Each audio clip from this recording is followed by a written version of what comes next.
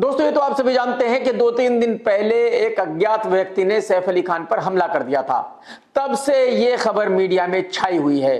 Police अब तक उसको अरेस्ट नहीं कर सकी जिसने सैफ अली खान पर हमला किया था। तो ये बात तो मैं क्या कोई भी नहीं कह सकता कि हाँ भाई सैफ पर किसी आदमी ने हमला नहीं किया था, या सैफ को चाकू नहीं लगे, या सैफ घायल नहीं हुआ, या सैफ हॉस्पिटल में भर्ती नहीं हुआ।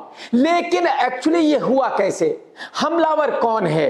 क्या वो सैफ का जानने वाला है या नहीं है? मुद्दा यही है। मुंबई पुलिस इस केस की तहकीकात कर रही है और मुंबई पुलिस बताएगी कि भाई किसने सैफ पर हमला किया था, क्यों किया था। लेकिन जो मैं इमेजिन करता हूं, जो मुझे लगता है कि ऐसा हुआ होगा, वो मैं आपको बताना चाहूंगा। एनडीटीवी ने बताया है कि मुंबई पुलिस का यह कहना है कि जिसने सैफ अली खान पर हमला किया था वो 5 महीने पहले ही मुंबई में आया था। मुंबई पुलिस ने बहुत अच्छा किया कि दुनिया को यह बता दिया कि भाई जिसने हमला किया था वो सिर्फ 5 महीने पहले ही मुंबई में आया था। तो अब मेरा सवाल यह है कि उस आदमी को 5 महीने के अंदर ही ये कैसे पता चल गया था कि बांद्रा कहां है, और बांद्रा में सैफ अली खान की वो बिल्डिंग कहां है जहां वो रहता है, और उस आदमी को बिल्कुल 100% ये कैसे पता चल गया था कि सैफ अली खान उस बिल्डिंग के 11वें और 12वें माले पर ही रहता है। उस हमला करने वाले को ये कैसे पता चल गया था कि उस बिल्डिंग में कहां से सीढ़ियां हैं, कहां से लिफ्ट है, कैसे जाना है। उस बिल्डिंग में बहुत बड़े बड़े लोग रहते हैं और बहुत ही टाइट सिक्योरिटी है। अगर कोई पत्रकार भी वहां जाना चाहे तो नहीं जा सकता। तो फिर वो आदमी आराम से उस बिल्डिंग के अंदर कैसे चला गया? सिक्योरिटी ने उस आदमी को क्यों नहीं रोका? मैं आपको ये बता दूं कि उस बिल्डिंग का 11वां और 12वां माला सैफ अली खान का है, और उस बिल्डिंग में हर माले की लिफ्ट अलग है जो सीधे जाकर घर में ही खुलती है। मैं आपको ये भी बताना चाहूंगा कि जब कोई आदमी बाहर से मुंबई जाता है तो वो बांद्रा या जुहू में नहीं रहता, बल्कि वो आदमी मुंबई के किसी छोटे और सस्ते एरिया में जाकर रहता है जहां पर आसानी से वो रह सके, आसानी से खा पी सके। तो जितने भी मुंबई में बाहर से आने वाले लोग हैं वो भाईंदर में रहते हैं, मीरा रोड पर रहते हैं, नाला सुपारा में रहते हैं जहां सस्ते घर हैं। मुंबई का बांद्रा वो जगह है जहां लोग घूमने जाते हैं, जो बहुत ही महंगी जगह है, जहां बड़े बड़े लोग रहते हैं। जब कोई आदमी मुंबई में आता है तो 5-6 महीने में तो उसको यह भी पता नहीं चलता कि जिस एरिया में वो रहता है उस एरिया की गलियां कहां जाती हैं। मुंबई के बाकी एरिया की तो बात ही छोड़ दीजिए, और बांद्रा पाली हिल की बात तो बहुत दूर की है। लेकिन कमाल यह है कि इस लुक्खे से लड़के को 5 महीने के अंदर ही यह पता चल गया था कि सैफ अली खान का घर कहां है, वो बिल्डिंग कहां है जहां वो रहता है। इसका मतलब यह है कि दाल में कुछ काला है, यह सच्चाई नहीं हो सकती। मैंने वो फुटेज देखी है जिसमें दिखाया जा रहा है कि वो लड़का सैफ अली खान के घर में सीढ़ियों से कैसे जा रहा है और सीढ़ियों से कैसे उतर रहा है।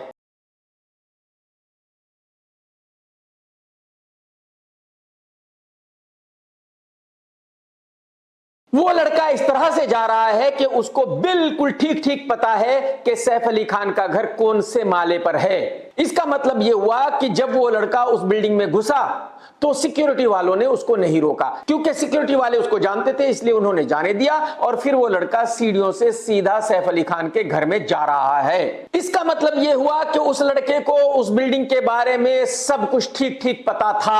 अब आते हैं सैफ अली खान की मेड के बयान पर। मेड ने बताया कि उसने कुछ आवाज सुनी।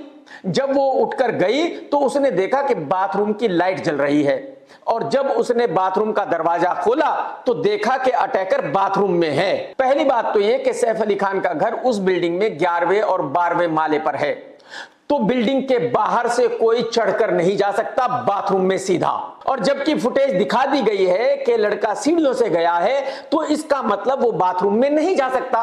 बाथरूम में वो तब जा सकता है जबकि वो घर के अंदर जाए, और क्योंकि रात के 1-1:30 बजे की बात है तो उस वक्त दरवाजा बंद होगा, और जो दरवाजे होते हैं वो बहुत ही सिक्योर दरवाजे होते हैं। ऐसे अपार्टमेंट्स में एक ही दरवाजा नहीं होता बल्कि डबल डबल होते हैं। इसका मतलब ये हुआ कि वो लड़का सीढ़ियों से ऊपर गया सैफ अली खान के घर में, किसी ने दरवाजा खोला, दरवाजा खुलने के बाद वो अपार्टमेंट के अंदर गया, और जब उस मेड ने उसको देखा तो वो बाथरूम में था।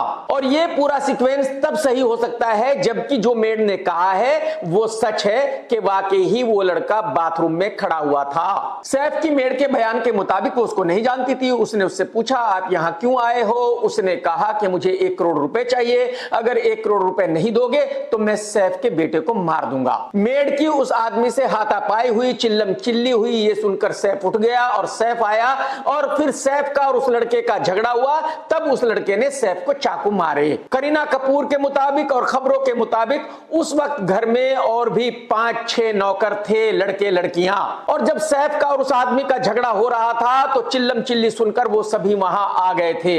मेड ने आगे बयान दिया कि इसके बाद उस आदमी को हम रूम में छोड़कर बाहर आ गए और थोड़ी देर के बाद जब सभी नौकर दोबारा उस रूम में गए तो पता चला कि वो वहां नहीं था, वो जा चुका था। यानी कि इन लोगों ने जब उसको रूम में छोड़ा तो इन लोगों ने बाहर से वो रूम लॉक नहीं किया था और जब वो बाहर निकला तो उसको अच्छी तरह पता था कि कहां से निकलना है, कहां से दरवाजा खोलना है।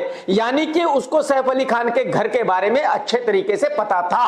अब क्योंकि सैफ को तकरीबन 6 चाकू लग चुके थे, लेकिन ये सब होने तक भी सैफ ने पुलिस को इन्फॉर्म नहीं किया था, नीचे सिक्योरिटी को भी इन्फॉर्म नहीं किया गया था, बिल्डिंग वालों को भी नहीं पता था कि सैफ के घर में क्या हो रहा था। तो इस पूरी घटना को समझने के बाद मेरे दिमाग में फिर यही आता है कि दाल में कुछ काला है, ये सच्चाई नहीं है। तो एक्चुअली मुझे ऐसा लगता है कि ये लड़का सैफ अली खान के घर में काम करता था, या तो इसको उसी दिन निकाला गया था या इसको 1-2 दिन पहले निकाला गया था काम से। तो इसको सिक्योरिटी वाले भी जानते थे और ये बिल्डिंग को भी अच्छी तरह जानता था, ये सैफ अली खान के घर को भी अच्छी तरह जानता था। ये लड़का उस दिन सैफ अली खान के घर में आया।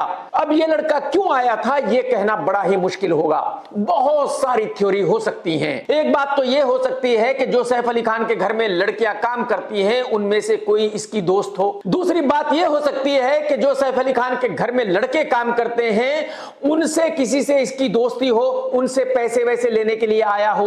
और तीसरी बात ये भी हो सकती है कि उसने सैफ अली खान के घर में काम करने वालों को कुछ लालच दिया हो, उसकी वजह से वो वहां आया हो। कहने का मतलब यह है कि इस बारे में सही सही कहना जरा मुश्किल होगा, लेकिन ये मैं गारंटी के साथ कह सकता हूं कि जब वो लड़का सैफ अली खान के घर में आया तो किसी ने दरवाजा खोला और तब वो घर के अंदर दाखिल हुआ।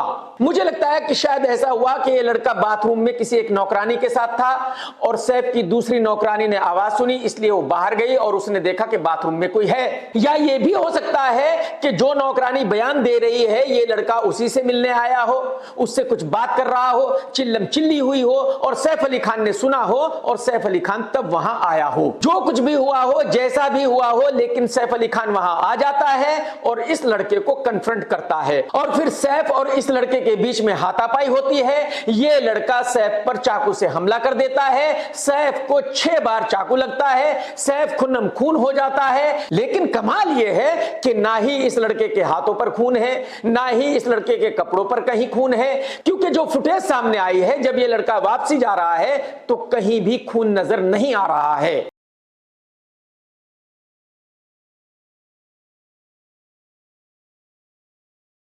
एक बात और कमाल की हुई, जब ये लड़का घर के अंदर आया तो नंगे पांव आया, लेकिन जब जा रहा है तो जूते पहनकर जा रहा है। इसका मतलब यह है कि इस लड़के के जूते शायद घर में ही थे, इसने अपने जूते लिए, आराम से पहने और जब जा रहा था तो ये जूते पहनकर जा रहा था। क्योंकि ऐसा तो हो नहीं सकता कि सैफ अली खान को 6 चाकू मारे हो और उसके बाद कहा हो कि भाई साहब ऐसा है कि मैं अपने जूते पहन लूं, जूते पहन के जाता हूं, फिर आप हॉस्पिटल चले जाना। जो करीना का बयान है वो भी कमाल का बयान है। करीना ने कहा कि सैफ ने औरतों और बच्चों को 11वें से 12वें माले पर भेज दिया था, उनसे कहा था कि तुम लोग जाओ, मैं इससे निपटता हूं। तो एक्चुअली ऐसा हुआ होगा, सैफ अली खान ने अटैकर से कहा होगा कि भाई साहब मुझे 1 मिनट दो, मैं इन बच्चों को औरतों को 12वें माले पर भेज देता हूं, फिर अपन दोनों फाइट करेंगे।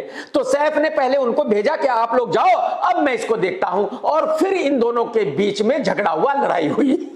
कमाल करते हो सैफ भाई, कमाल करते हो करीना मैडम जी आप भी। एक और बहुत ही अजीब बात है, यह बताया जा रहा है कि उस वक्त घर में 5 से 6 और नौकर थे और सैफ अली खान था और ये एक लुक्खा सा लड़का था। तो मेरी समझ में यह नहीं आ रहा है कि इतने लोगों ने इस लुक्खे से लड़के को पकड़कर पुलिस को इन्फॉर्म क्यों नहीं किया। क्या यह खली था कि इसको इतने लोग मिलकर भी नहीं पकड़ सकते थे? अगर सैफ अली खान भी सही से इसको एक झापड़ मार देता तो 4 दिन नहीं उठता। तो फिर सैफ अली खान पर भी 6 चाकू के वार हो गए, लेकिन सैफ अली खान एक भी वार नहीं कर सका। मैं यहां फिर से यह कहना चाहूंगा कि मैं बिल्कुल नहीं कह रहा हूं कि सैफ पर इस लड़के ने अटैक नहीं किया, बिल्कुल किया है, लेकिन शायद ऐसा हुआ कि बाकी सब नौकरों को 12वें माले पर भेज दिया गया था। सैफ और इस लड़के के बीच में कहासुनी हुई, डिस्कशन हुआ, फाइट हुई और उसमें सैफ को चाकू लगे। इसका मतलब फिर यही होता है कि यह लड़का सैफ को अच्छी तरह जानता था, यह लड़का सैफ के घर को अच्छी तरह जानता था, शायद यह लड़का सैफ के पास ही काम करता था। यही वजह है कि दोनों में डिस्कशन हुआ और फिर फाइट हुई। तो अब इसके आगे चलते हैं। सैफ अली खान पर हमला करने वाला आराम से जूते पहनकर बिल्डिंग से निकल जाता है, सिक्योरिटी उसको कुछ नहीं कहती है। यहां तक कि सैफ अली खान पुलिस को भी इन्फॉर्म नहीं करता, नीचे सिक्योरिटी को भी इन्फॉर्म नहीं करता और बिल्डिंग में कोई हाय हुल्ला नहीं होता। बिल्डिंग में किसी को भी यह नहीं पता कि सैफ अली खान के घर में क्या हो रहा है। घर में 5-6 नौकर होने के बावजूद सैफ अली खान नीचे अपने 6 साल के बेटे तैमूर के साथ आता है, कोई नौकर उनके साथ नहीं आता। कमाल की बात देखिए, इतनी बड़ी बिल्डिंग में इतने सारे लोग रहते हैं, बिल्डिंग में से कोई भी आदमी नहीं आया सैफ की हेल्प करने के लिए। यानी कि सैफ को पूरी बिल्डिंग वाले बहुत ज्यादा नफरत करते हैं। यानी कि सैफ एक ऐसा आदमी है जिसको बिल्डिंग में कोई भी पसंद नहीं करता। अब सैफ अली खान अपने बेटे के साथ एक रिक्शा में बैठता है और हॉस्पिटल चला जाता है। अगर मैं सैफ अली खान की जगह होता, मेरा 6 साल का बेटा मेरे साथ आता, तो मैं कहता कि बेटा बिल्कुल नहीं, तू घर पे रह, मैं मर भी जाऊंगा तब भी तुझे साथ लेकर नहीं जाऊंगा रिक्शा में। तो यह बात मेरे दिमाग से बहुत दूर की है कि सैफ अली खान अपने 6 साल के बेटे के साथ रिक्शा में बैठकर क्यों गया, अपने किसी नौकर के साथ क्यों नहीं गया, बिल्डिंग के किसी सिक्योरिटी गार्ड के साथ क्यों नहीं गया, बिल्डिंग में से किसी और के साथ क्यों नहीं गया। बताया यह भी जा रहा है कि सैफ अली खान के घर में 2-2 ड्राइवर हैं, कोई एक ड्राइवर तो घर पर होगा, इसके बावजूद भी सैफ अली खान रिक्शा से गया। सबसे कमाल की बात यह है कि अभी भी सैफ अली खान ने पुलिस को इन्फॉर्म नहीं किया था। जब सैफ अली खान हॉस्पिटल में भर्ती हो गया तब भी पुलिस को इन्फॉर्म नहीं किया।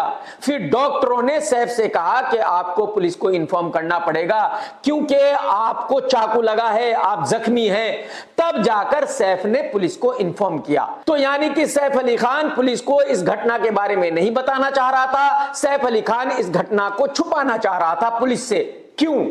ऐसी क्या वजह थी? इसका मतलब फिर वही होता है कि वो लड़का सैफ अली खान के घर में काम करता था, सैफ अली खान उसको अच्छी तरह जानता था, वो लड़का सैफ के घर को अच्छी तरह जानता था और घर में कोई ऐसी बात हुई जिसको सैफ अली खान दुनिया के सामने नहीं लाना चाहता था, पुलिस को नहीं बताना चाहता था। यही वजह है कि सैफ अली खान इस घटना को पुलिस से छुपाना चाहता था। पुलिस ने बांद्रा रेलवे स्टेशन का सीसीटीवी कैमरा देखा और उसके मुताबिक एक लड़के को पकड़ा, उससे पूछताछ की और उसको छोड़ दिया गया।